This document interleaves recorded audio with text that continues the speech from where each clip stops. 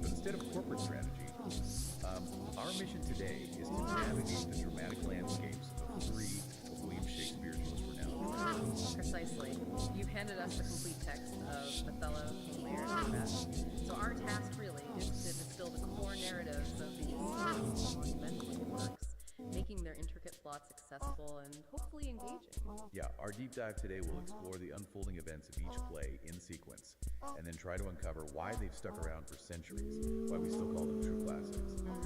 What fundamental truths about, the human condition do they reveal that still resonate with us today? It's a fascinating challenge, definitely. Okay, let's unpack this. Let's start our journey with the tragedy of King Lear. This one just plunges us straight into, a royal falling. We meet King Lear. He's an aged monarch, and he makes this fateful decision. Right, to divide his kingdom among his 3 daughters. But not just divide it, no, he bases it on their public declarations of love. Which sounds, almost charming on the surface. But yeah, it sets the stage for utter catastrophe. It absolutely does. His 2 eldest daughters, Goneril and Regan, quickly launch into extravagant, almost sickeningly sweet speeches of devotion and flattery. His youngest, she just responds with It's such a powerful moment, isn't it? It really shows that stark contrast between superficial flattery and genuine understatement. And Lear is, defining pride and fury. He just cannot bear this honesty. He disowns William right there on the spot. Yeah, and banishes his loyal Earl of Kent for daring to speak up for her. He famously warns him, "Come not between the dragon and his wrath." So what's really at play here? Is it just pure arrogance, or is there something deeper going on with Lear's rationale? It's a profound cocktail of both, would you say? It's definitely the arrogance of absolute power, but maybe also a deep-seated insecurity, like he needs that external validation. Yeah, that makes sense. This moment isn't just about a king losing his temper. It's a chilling reminder of how pride can blind us to genuine affection, shattering trust in an instant. Yeah. Cordelia, she finds this unexpected. She does. Despite having no dowry now, the King of France recognizes her true worth. He's willing to marry her, proclaiming, "Fair is Cordelia, that art most richly adored, most choice forsaken, and most loved despised." Wow. So she leaves for France, heartbroken, obviously, but the consequences of Lear's actions back home are what was beginning. Oh, they unravel fast and mercilessly. Goneril and Regan, now they've got their share of power, they quickly show their true natures. They immediately start diminishing Lear's retinue, disrespecting him, treating him like a burden. Exactly. Royalty escalatingly fast. Royalty escalatingly, especially sadistic blood, badly. Or putting still loyal. He did.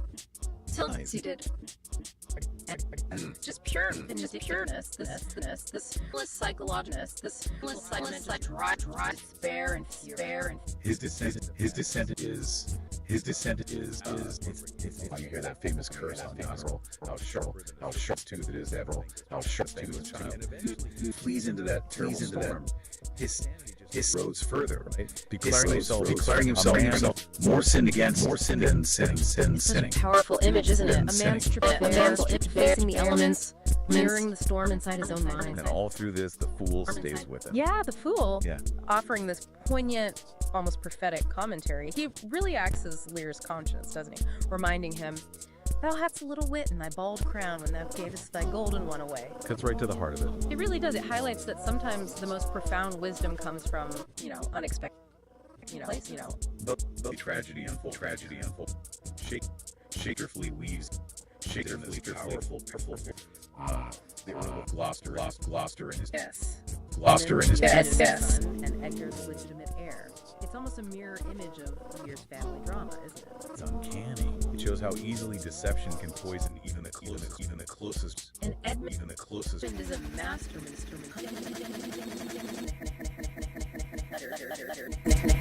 letters plays on his father's credulity. He knows his father's too trusting. Exactly. He even says a credulous father and a brother noble whose nature is so far from doing harms that he suspects none. It's a stark warning about how vulnerability to manipulation can be its own kind of tragic. Believe in brutally They literally blind him. It's horrific, a real low point of human malevolence in the play. Yet, in that agony, Gloucester finally sees the truth, right? He realizes Edmund's treachery and Edgar's innocence. Oh, my follies, then Edgar was abused. The truth. Such an agonizing blindness leads to spirit sight. And this is where Edgar is in the sky, where Edgar, poor Tom, steps in. He poignantly guides his blind father, ultimately leading him to what Gloucester perceives as a miracle that saves him from suicide. It's one of the play's few sort of redemptive threads, profound loyalty and compassion shining through all that suffering. So the climax comes when Cordelia returns to Britain. She's leading the French army. Right, but not really for conquest, really for to rescue her father. And there's that brief, incredibly tender reunion where Lear seems to regain some sanity. He asks her, "Pray you now, forget and forgive. I am old and foolish." It's such a fragile moment of grace, isn't it? A glimpse of the love that was just so carelessly thrown away at the beginning. But this being Shakespearean tragedy, it doesn't end there. Not quite. The French army is defeated, Lear and Cordelia are captured, and there's this final desperate twist where Edmund tries to do good, orders a reprieve for Cordelia, but it's too late. Goneril and Regan. They meet their own horrific ends. Goneril poisons Regan over their shared desire for Edmund, and then kills herself. And Cordelia. In the most heart-wrenching moment, she's executed, hanged, on Edmund's earlier unrescinded order. Oh, Lear's final moments are just agonizing. He comes in carrying her body, howling. How? Oh, you are men of stone. The grief is just overwhelming. He dies basically of a broken heart, repeating never, never, never, never, never. It leaves you to shame. A stark depiction of suffering, misjudgment, justice, loyalty, despair. Despair.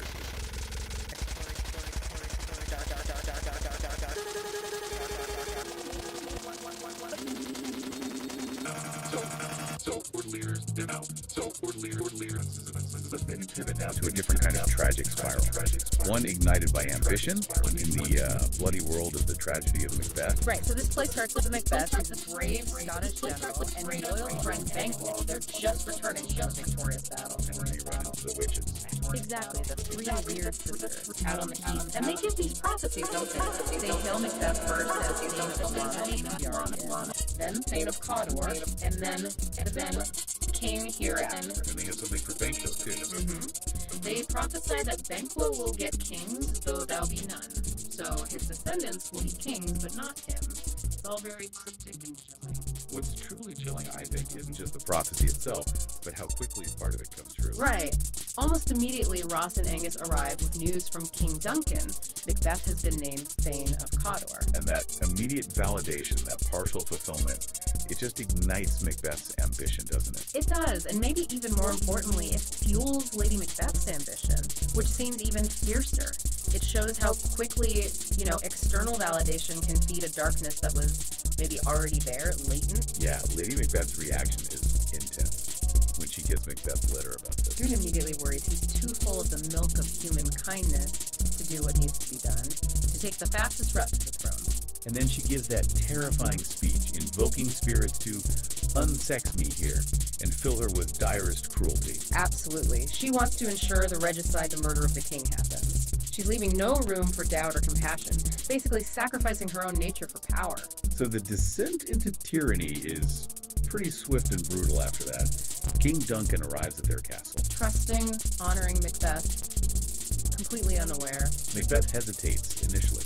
He has doubts. He does, but Lady Macbeth really pushes him, goads him, questions his manhood, and her pressure overcomes his qualms. He commits the murder, and immediately the guilt, the paranoia, it just consumes him. Right, he hears that voice crying, Glamis hath murdered sleep, and therefore Cawdor shall sleep no more, Macbeth shall sleep no more.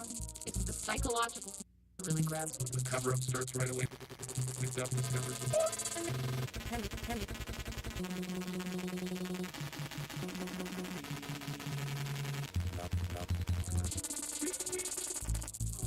which makes him look guilty, of course. But Macbeth's fears aren't over. He remembers the wishes.